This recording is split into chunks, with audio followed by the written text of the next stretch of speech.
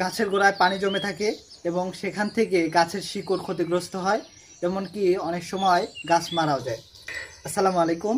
আমরা অনেক সময় আমাদের গাছের অতি যত্ন নিতে গিয়ে গাছের গোড়ায় মাত্রাতিরিক্ত পানি ঢালি, যেটা একদমই উচিত নয়। কারণ আমরা যখন গাছের গোড়ায় মাত্রাতিরিক্ত পানি ঢালি তখন গাছ তার প্রয়োজন মতো পানি শুষে নেয়, কিন্তু বাকি পানিগুলো কোথায় যায়? বাকি পানিগুলো কিন্তু গাছের গোড়ায় থেকে যায়, যে কারণে গোড়ার পরিবেশটার সাথে সাথে হয়ে যায় এবং এখান থেকে বিভিন্ন ছত্রাকজনিত রোগ সৃষ্টি হওয়ার সম্ভাবনা বেড়ে যায়।